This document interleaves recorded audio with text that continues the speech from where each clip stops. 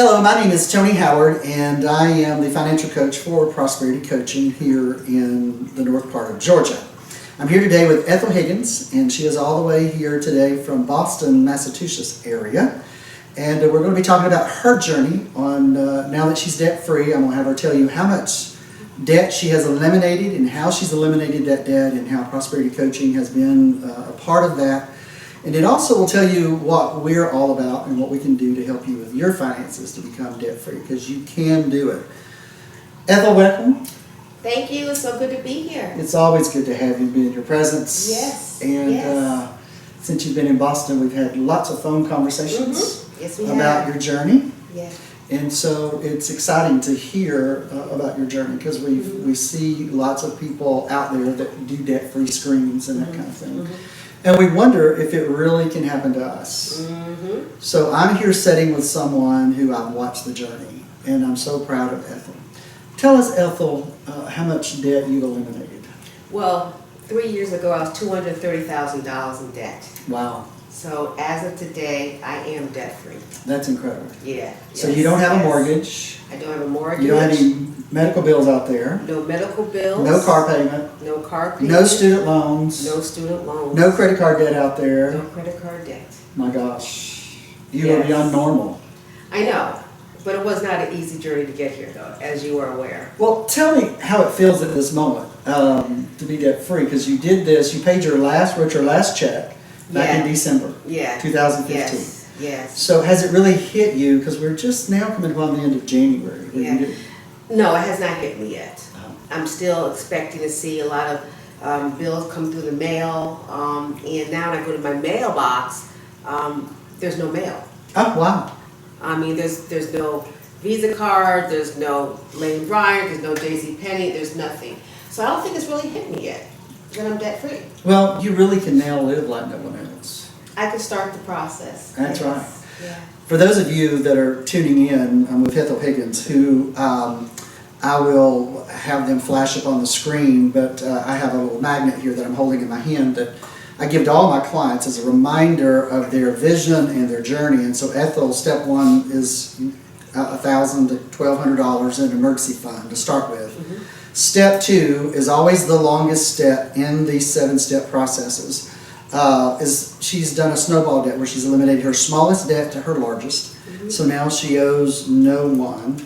And then now she goes back to step 3, where she'll do 3 to 6 months of emergency funds setting aside.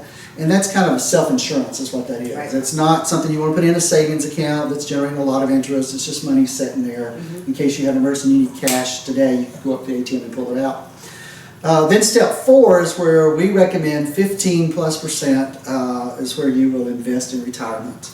And then step 5, for those of you that have children and ready for college, step 5 is college. Step 6 is pay off the mortgage early, which she has already done. She has no mortgage there.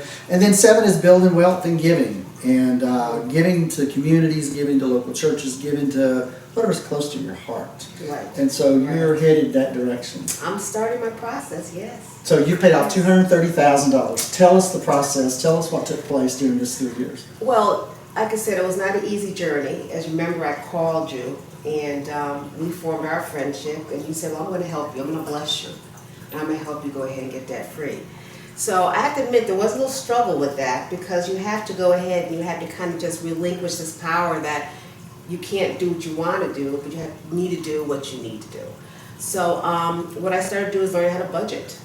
And with the debt snowball, I put all my bills in a piece of paper with how much was owed, the minimum payments, and starting with the smallest to largest, I just started to slowly just cut the debt away every single pay period.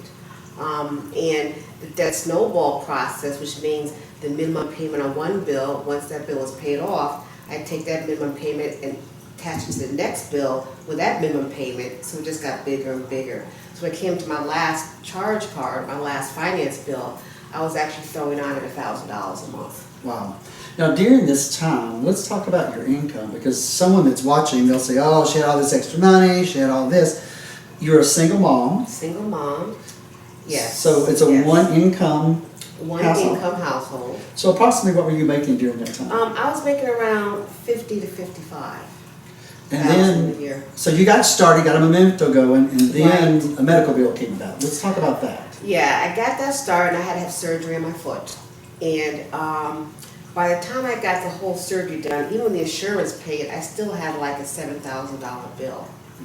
And I spoke to them, and what happened was they started doing a little bit of adjustments here and there in the insurance company. So it knocked it from 7 down to 5. And a couple more adjustments, it got down to around 3. I want to talk about that process, because one of the things I want to make sure our viewers learn from that is that you started really looking at that medical bill and questioning things. I did. And I so, did.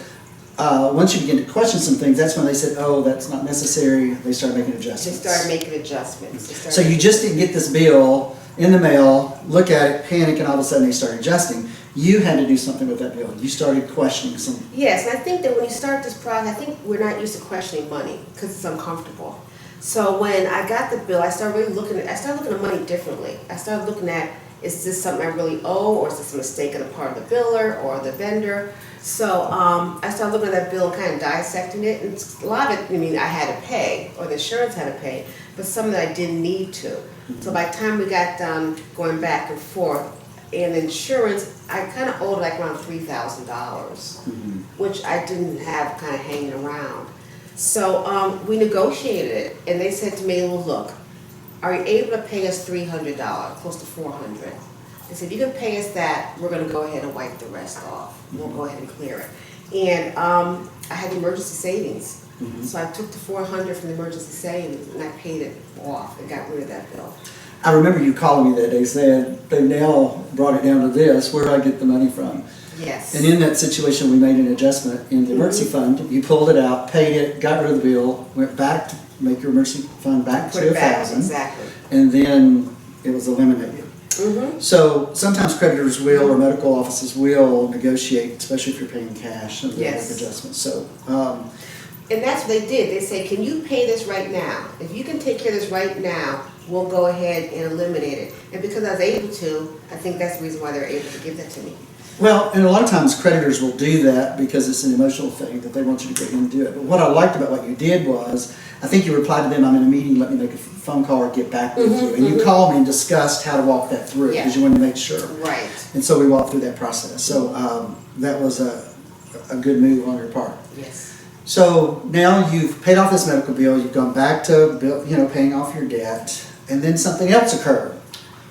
Yes, and then I called you coming home one afternoon and said, I just lost my job. Unexpected. It was totally unexpected. It was like on a Friday, September 30th, 2013, they called me and they said, we're eliminating your position. So they said, you can stay until the end of the month, whatever it was, a week left, you can go. And I said, well, I'm gone. So I remember driving home in a complete fog saying, oh my gosh. I remember calling and saying, I just lost my job. And I had severance package until the end of December. That, That covered how many vacation, months? that was really only 2.5 months. So I was getting a check, but after that, I didn't know what was going to happen.